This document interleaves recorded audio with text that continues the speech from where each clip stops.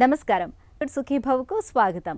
ఈరోజు సుఖీభవలో తల్లిపాల పోతపాల, ఇన్ఫెక్షన్లతోనూ గుండెపోటు ముప్పు, కండరాల క్షీణతను అరికట్టేదెలా, తరచూ భుజం బిగుసుకుపోతుందా, ఇంకా హెల్త్ టిప్. తల్లిపాలు తాగటం బిడ్డకు జన్మతః సంక్రమించిన హక్కు.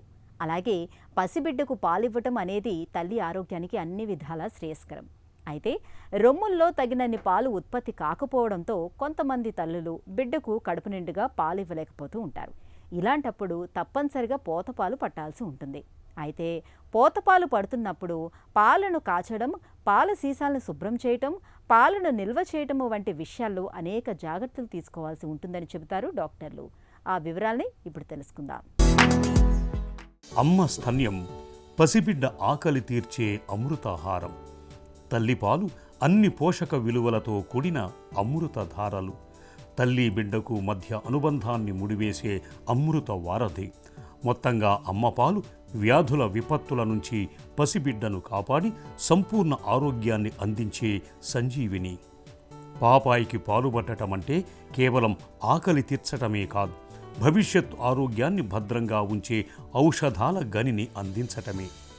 అమ్మ స్తన్యంలో బిడ్డ ఎదుగుదలకు అవసరమైన అన్ని పోషకాలు సమృద్ధిగా ఉంటాయి. తల్లిపాలు పట్టడం వల్ల పసిబిడ్డకు వజ్ర సమానమైన వ్యాధి నిరోధక శక్తి లభిస్తుందనటంలో సందేహం అక్కర్లేదు. అయితే కొన్ని సందర్భాల్లో అమ్మలో తగినన్ని పాలు ఉత్పత్తి కావు. ఇలాంటప్పుడు తప్పనిసరిగా పసిబిడ్డకు పోతపాలను పట్టాల్సి ఉంటుంది. తల్లిపాలు పోతపాలు రెండింటి విషయంలో వస్తే ఎప్పటికైనా తల్లిపాలే బెస్ట్. సో ఇంగ్లీష్లో మనం మామ్ ఈజ్ బెస్ట్ అంటాం. So mother's own milk is best for any kid. So డెఫినెట్గా తల్లిపాలే మంచిదండి. తల్లిపాలలో బిడ్డకి అవసరమైన పోషకాహారాల కాడ నుంచి రోగనిరోధక శక్తి పెంచే యాంటీబాడీస్ కాడ నుంచి అన్నీ అవైలబుల్ ఉంటాయి. So breast milk is best for any baby. But ఒకవేళ అవసరమైనప్పుడు తల్లిపాలు మనకి అవైలబుల్ లేదు అనుకున్నప్పుడు, బిడ్డకి పాలు అవసరమైనప్పుడు ఇంకా తప్పని పరిస్థితుల్లో మనం ఫార్ములా ఫీడ్స్ అన్ని ఇవ్వాల్సిన అవసరం వస్తుంది. సో పోతపాలు ఇవ్వటం వలన బేబీకి ఏంటి అంటే ఇమ్యూనిటీకి సంబంధించిన ఏదైతే తల్లిపాలలో ఉండవో అవన్నీ కొంచెం తక్కువ మోతాదులో దొరుకుతాయి కాబట్టి బిడ్డకి సో ఈజీగా ఇన్ఫెక్షన్స్ వచ్చే అవకాశాలు ఉంటాయి. ఎలర్జీ టెండెన్సీ ఎక్కువ ఉంటుంది. అండ్ యూజువల్లీ పోతపాలు అనేది బాటిల్ ద్వారా ఇవ్వటం వలన కొంచెం ఆ పాలతో పాటు ఎయిర్ కూడా సక్ చేస్తూ ఉండడం వలన బిడ్డకి కాలిక్, తరచూ కడుపులో నొప్పి రావటం అన్నది ఇలాంటివి ఉంటాయి అన్నమాట. తల్లిపాలే బిడ్డలకు అమృతం. ఆరోగ్యాన్ని ప్రసాదించే ప్రకృతి అద్భుతం. తొలిసారి చనుబాలు పట్టించే సమయంలో ఆ తల్లి బిడ్డలు పొందే మధురానుభూతిలో జీవితకాలపు ఆరోగ్యం ఇమిడి ఉంటుంది. అయితే అందరు తల్లులకు ఆ అదృష్టం ఉండకపోవచ్చు. కొందరిలో చనుబాల ఉత్పత్తి తక్కువగా ఉండొచ్చు, పాలు పట్టించలేకపోవచ్చు. ఇలాంటప్పుడు చంటిబిడ్డకు పోతపాలు పట్టించటం ఒక్కటే పరిష్కారం. పోతపాలలోనూ తల్లిపాలతో సమానంగా పోషకాలు ఉంటాయి. అవి నవజాత శిశువుల జీర్ణ వ్యవస్థకు అనుకూలంగా ఉంటాయి. అయితే తల్లిపాలతో సమానంగా వీటిలో పోషకాలు ఉన్నప్పటికీ బ్రెస్ట్ ఫీడ్ వల్ల లభించే ప్రయోజనాలు ఉండవని గుర్తుంచుకోవాలి. ఇక పోతపాలలో ఆవు పాలు మంచివా, గేదె పాలు మంచివా అనే సందేహం చాలామందిని వేధిస్తూ ఉంటుంది. నిజానికి ఆవు పాలతో పోలిస్తే గేదె పాలే మంచివని, అవి త్వరగా జీర్ణమవుతాయని చెబుతారు నిపుణులు. పోతపాలు యూజువల్లీ పట్టే బిడ్డలకి ఏంటంటే బాటిల్ ద్వారానే పడతారు. ఇప్పుడు అంటే you can have readymade sterilisers. Otherwise అవి లేని పరిస్థితుల్లో బాటిల్ అన్నది పూర్తిగా డిస్అసెంబుల్ చేసేయాలి. అంటే ఆ నిప్పుల్ భాగం కాడ నుంచి మూత కాడ నుంచి అన్నీ సపరేట్గా డిస్అసెంబుల్ చేసేసి అండ్ ప్రతి ఫీడ్ తర్వాత శుభ్రంగా సోప్ వాటర్తో క్లీన్ చేశాక అండ్ ఒక పాట్లో వేయాలి. ఆ పాట్లో వేసి అవి మరగనివ్వాలి. 5 to 10 minutes మరగనివ్వాలి. మరగనిచ్చిన తర్వాత ఎయిర్ డ్రై అయ్యాక ఆ బాటిల్లో మళ్ళీ ఫీడ్ అనేది డైల్యూట్ చేసి పట్టాలి. And dilution is also important మనం పోతపాలు ఇచ్చేటప్పుడు ఎప్పుడైనా సరే. So as per the recommendations usually వచ్చేసి 30 mlకి 1 scoop ఏమని ఉంటుంది. సో ఆ డైల్యూషన్ కూడా చాలా ఇంపార్టెంట్ మనం పోతపాలు ఇవ్వాల్సిన అవసరం కనుక వస్తాయి.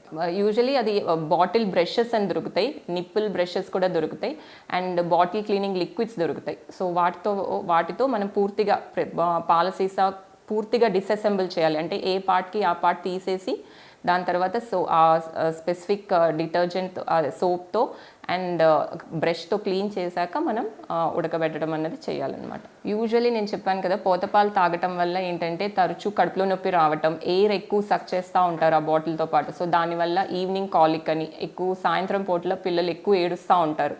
సో దాంతో పొట్ట వాళ్ళకి ఇబ్బంది అయిపోయి గ్యాస్ బయటకి వెళ్ళక సో ఇబ్బంది పడుతూ ఉంటారు. సో ఈవినింగ్ కాలిక్ ఎక్కువ ఏడుస్తున్నప్పుడు కానీ, లేదా దానివల్ల ఇమ్యూనిటీ తక్కువైపోయి విరోచనాలు రావటం వల్ల కానీ, లేదా బాటిల్ శుభ్రపరచడంలో ఏమన్నా ప్రాబ్లం ఉండటం వల్ల విరోచనాలు రావటం వల్ల కానీ, లేదా ఎలర్జీస్కి ససెప్టబుల్ ఉంటారు కాబట్టి అలా ఎలర్జిక్ కండిషన్స్ ఏమైనా ఉన్నప్పుడు కానీ మనం డాక్టర్ని కన్సల్ట్ చేయాల్సి ఉంటుంది. సంటిబిడ్డకు పోతపాలు పడుతున్నప్పుడు పాల సీసా శుభ్రత విషయంలో ప్రత్యేకంగా జాగ్రత్తలు తీసుకోవాలి. పాల సీసాలు రోజు ఉపయోగించేవే కదా అని వాటిని పైన శుభ్రం చేస్తుంటారు కొంతమంది.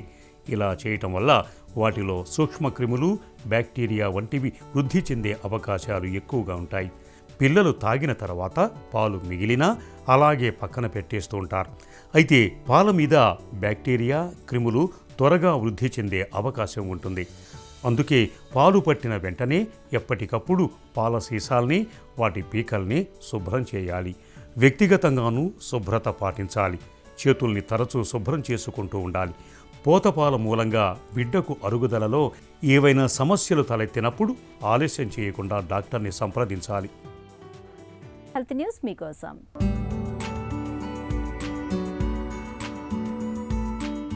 ఇన్ఫెక్షన్లతోనూ గుండెపోటు ముప్పు పొంచి ఉంటుందని పరిశోధకులు హెచ్చరిస్తున్నారు.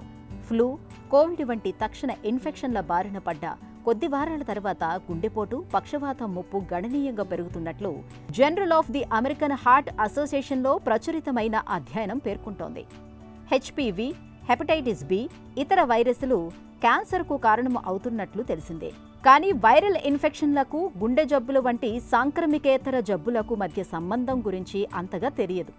దీన్ని అర్థం చేసుకోవటానికి యూనివర్సిటీ ఆఫ్ కాలిఫోర్నియాకు చెందిన పరిశోధకులు ప్రయత్నించారు. దాదాపు 52,000 ప్రచురిత అధ్యయనాలను నిశితంగా విశ్లేషించారు. ఫలితాన్ని పరిశీలించినప్పుడు ఫ్లూ బారిన పడిన వారికి నెలలోపు గుండెపోటు ముప్పు 4 రెట్లు, పక్షవాతం ముప్పు 5 రెట్లు ఎక్కువగా ఉంటున్నట్లు తెలిసింది. కోవిడ్ అనంతరం 14 వారాల్లోపు గుండెపోటు, పక్షవాతం ముప్పులు 5 రెట్లు ఎక్కువగా ఉంటుందని పరిశోధకులు పేర్కొంటున్నారు. ఇన్ఫెక్షన్ల బారిన పడిన తర్వాత ఏడాది వరకు ఈ ముప్పు ఉండటం గమనార్హం.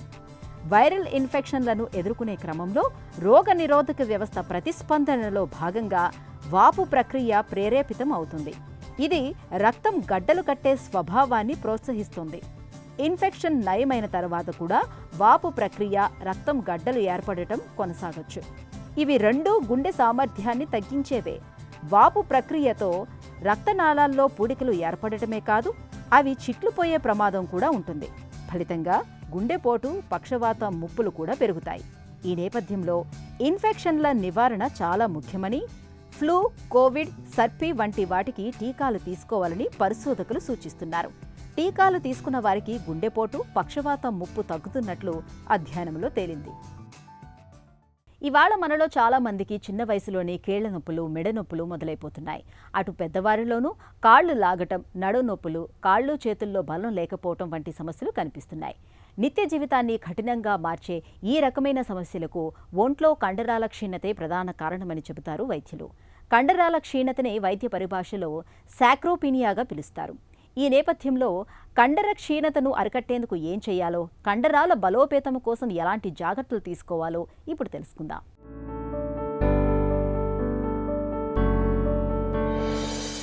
మన కండరాలు ఎంత బాగా ఉంటే మన మోకాళ్ళు, కీళ్ళు అంత బలంగా ఉంటాయి. జాయింట్లకు మజిలే సపోర్టింగ్ సిస్టంలా పనిచేస్తుంది. మోకాళ్ళపైనున్న మజిల్ బలం తగ్గితే మోకాళ్ళ నొప్పులు, అరుగుదల వంటి సమస్యలు వస్తుంటాయి. ఇంతటి కీలకమైన కండరాలను మనం కాపాడుకోవాలి. కండరాల్ని బలోపేతం చేసుకోవాలి. కానీ శారీరక శ్రమ, కసరత్తు, పోషకాహార లేమి కారణంగా ఇవాళ వయసుతో సంబంధం లేకుండా మనలో చాలామందిలో కండరాల సమస్యలు వెంటాడుతున్నాయి.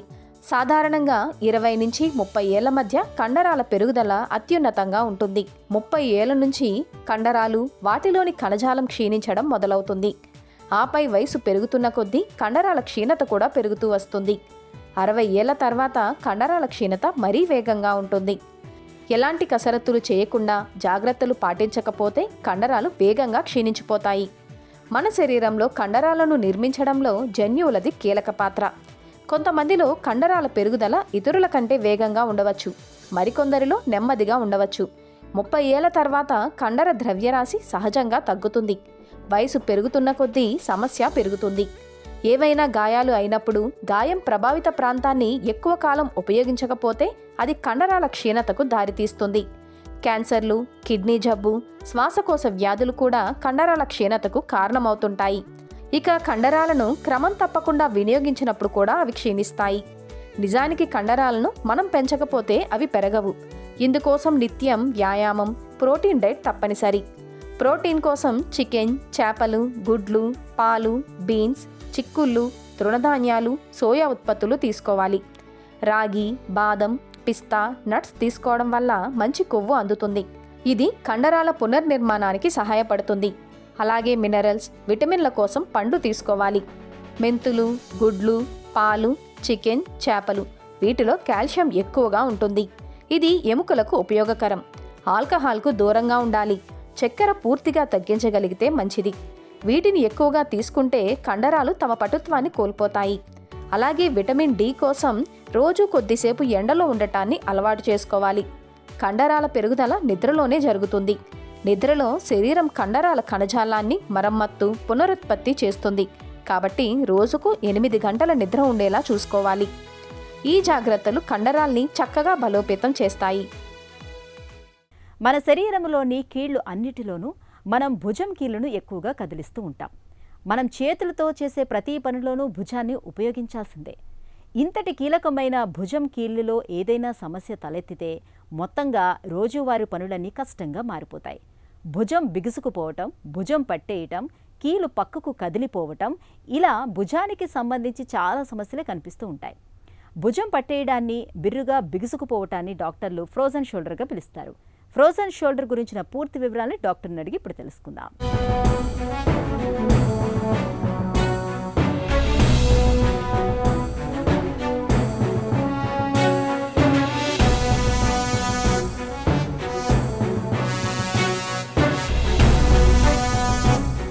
పోవడానికి కారణాలేంటి? ఈ భుజము ఫ్రీజ్ అవ్వడానికి అంటే ఫ్రోజన్ షోల్డర్ అవడానికి చాలా కారణాలు ఉన్నాయండి.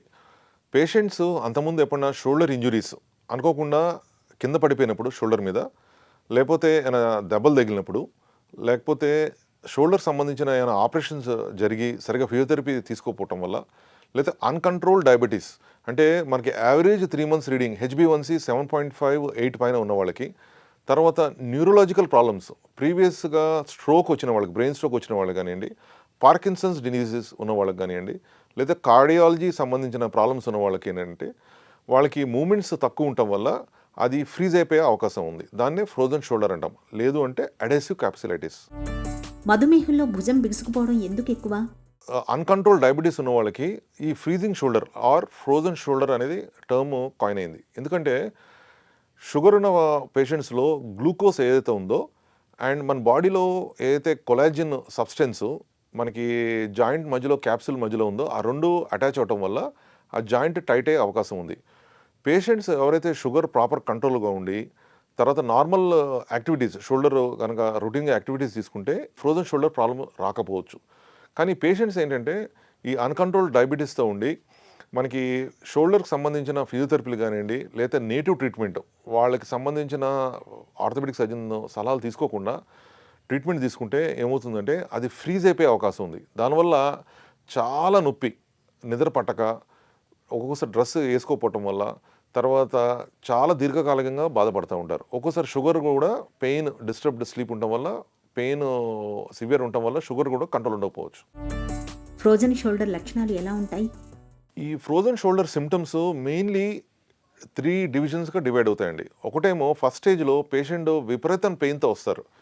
సార్ నాకు నిద్ర పట్టట్లేదు, చెయ్యి లిఫ్ట్ చేయలేకపోతున్నాను, చిన్న చిన్న యాక్టివిటీస్ చేయలేకపోతున్నాను, నిద్ర పడుతుంటే నాకు మధ్యలో మెలకు రావాల్సి వస్తుంది, తర్వాత ఓవర్ హెడ్ యాక్టివిటీస్ అంటే షోల్డరు భుజం పైన లేపినప్పుడు మనకు ఒక్కోసారి సివియర్గా నొప్పి వచ్చే అవకాశం ఉంటుంది.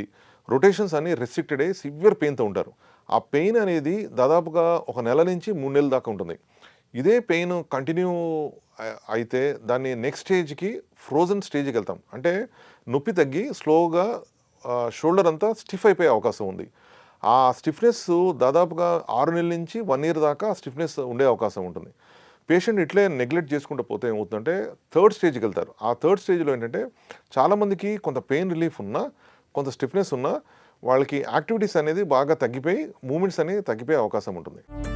భుజం బిగుసుకుపోయినప్పుడు ఎలాంటి పరీక్షలు అవసరం?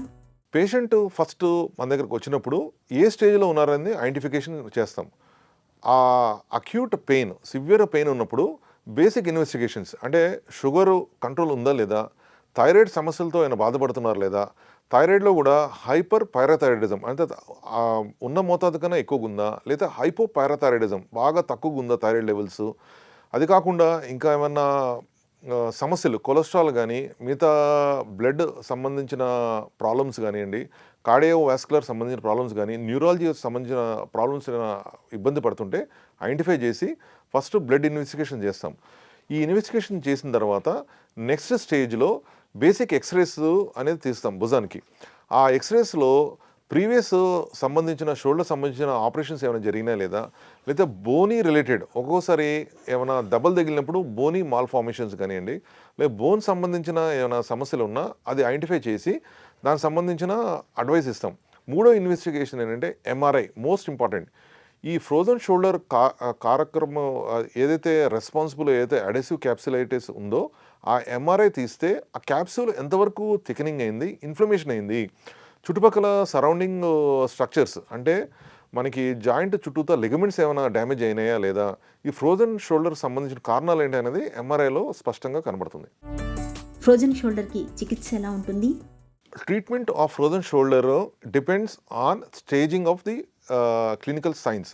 అంటే ఫస్ట్ స్టేజ్లో అక్యూట్ పెయిన్ ఉన్నప్పుడు పేషెంట్కి ఎటువంటి ఆపరేషన్స్ లేకుండా సింపుల్గా షుగర్ కంట్రోల్ చేసుకోవటము, థైరాయిడ్ లెవెల్స్ కంట్రోల్ పెట్టుకోవటము, మూడోది సింపుల్గా ఫిజియోథెరపీతో పాటు కొంచెం హాట్ ఫర్మెంటేషన్ కానివ్వండి, కోల్డ్ ఫర్మెంటేషన్ కానివ్వండి, లేకపోతే జెంటల్ ఫిజియోథెరపీ చేసుకుంటే ఫస్ట్ స్టేజ్లోనే రికవర్ అయ్యే అవకాశం ఉంది. సెకండ్ స్టేజ్కి వచ్చేసరికి చాలా టైట్ ఫ్రీజ్ అయిపోయి కదలలేనప్పుడు స్టిఫ్నెస్ రిలీజ్ చేయడానికి మనకి ఫిజియోథెరపీతో పాటు ఒక్కోసారి సర్జికల్ ఇంటర్వెన్షన్ కూడా చేయాల్సి వస్తుంది. సర్జికల్ ఇంటర్వెన్షన్ అంటే సింపుల్గా మన అనెస్థీషియా ఇచ్చి చిన్న కెమెరా వేసి దాంట్లో ఏదైతే క్యాప్సూల్ టైట్ అయిందో దాన్ని రిలీజ్ చేస్తాం. So that patient have lot of pain relief. తర్వాత ఇమీడియట్గా మన ఫిజియోథెరపీ స్టార్ట్ చేసుకోవచ్చు. ఈ స్టేజ్లో పేషెంట్ ఉన్నప్పుడు నెగ్లెక్ట్ చేస్తే థర్డ్ స్టేజ్కి వెళ్ళే అవకాశం ఉంది. సో ఈ థర్డ్ స్టేజ్కి వచ్చేసరికి పేషెంట్కి ఆల్మోస్ట్ పెయిన్ తగ్గుతుంది. స్టిఫ్నెస్ కనుక కంటిన్యూ అయితే surgical intervention, keyhole arthroscopic surgery ద్వారా మన ట్రీట్మెంట్ అందించే అవకాశం ఉంది. ఫ్రోజన్ షోల్డర్ని నివారించుకోవచ్చా? షోల్డర్ ఎప్పుడైతే స్టిఫ్ అయిందో ఫ్రోజన్ షోల్డర్ కానివ్వండి, adhesive capsulitis definitely preventable cause. ఎందుకంటే పేషెంట్కి ఎప్పుడైతే sugar levels out of control ఉందో దాన్ని కంట్రోల్ జాగ్రత్తగా చేసుకోవటము, థైరాయిడ్ లెవెల్స్ జాగ్రత్తగా కంట్రోల్ చేసుకోవటము, పేషెంట్కి స్ట్రోక్ వచ్చినప్పుడు, బ్రెయిన్ స్ట్రోక్ వచ్చినప్పుడు, లేకపోతే మూమెంట్స్ షోల్డర్ స్టిఫ్ అయిపోయినప్పుడు సరైన సమయంలో సరైన ఆర్థోపెడిక్ సర్జన్ దగ్గరికి వెళ్తే డెఫినెట్గా ట్రీట్మెంట్ 100% వితౌట్ సర్జరీ ట్రీట్మెంట్ అయ్యే అవకాశం ఉంది. చాలామందికి ఏంటంటే అన్ఫార్చునేట్లీ మనకి అవుట్ ఆఫ్ కంట్రోల్ షుగర్స్, తర్వాత బాగా స్టిఫ్ అయ్యే పొజిషన్ వచ్చినప్పుడు then will advise for surgical intervention. Surgery అనేది లాస్ట్ ఆప్షన్ పెడతామండి. ఎప్పుడైతే ఒక 3 నెలల నుంచి 6 నెలలు కన్జర్వేటివ్ ట్రీట్మెంట్ అంటే మెడికల్గా అనాల్జెసిక్స్ కానివ్వండి, ఫిజియోథెరపీ కానివ్వండి, చిన్నగా మన మూమెంట్స్ జాగ్రత్తగా హాట్ ఫర్మెంటేషన్ అని చేసుకుని ఇంప్రూవ్మెంట్ ఉంది అనుకుంటే will not advice any surgical intervention. ఇవన్నీ చేసిన తర్వాత ఫెయిల్ అయితే పేషెంట్కి నిద్ర పట్టట్లేదు, స్టిఫ్నెస్ పెరిగిపోతుంది, ఇంకా ఇతరత్ర కారణాల వల్ల నిద్ర పట్టట్లేదు అనుకుంటే షోల్డర్ రిలేటెడ్గా దానికి ఆర్థోస్కోపిక్ కీ హోల్ సర్జరీ అంటాం. దానికి ఏంటంటే ఒక చిన్న కెమెరా వేసి ఏదైతే క్యాప్సూలు లేదా లిగమెంట్ సంబంధించిన ప్రాబ్లం ఉంది అనుకుంటే దానికి సంబంధించిన ట్రీట్మెంట్ జాగ్రత్తగా రిలీజ్ చేసుకుంటే పేషెంట్కి హ్యాపీగా 2 to 3 వీక్స్లో రిలీఫ్ వచ్చే అవకాశం ఉంది. భుజం బిగుసుకుపోవటానికి కారణాన్ని గుర్తిస్తే చికిత్స చేయడం చాలా తేలిక. ఫిజియోథెరపీ, మందులు, వ్యాయామాల సాయంతో ఫ్రోజన్ షోల్డర్ సమస్య నుంచి తేలికగానే బయటపడచ్చు. ఒక చిన్న చిట్కా మీకోసం. చలికాలంలో గొంతు బొంగురు సమస్యగా మారినప్పుడు వేడివేడి టీలోకి కొద్దిగా తేనెను కలుపుకొని తాగండి. తేనెలో ఉండే సహజసిద్ధమైన యాంటీవైరల్ గుణాలు గొంతు బొంగురుకు కారణమైన వైరస్లను నాశనం చేస్తాయి. గొంతు బొంగురు ఇట్టే తగ్గిపోతుంది.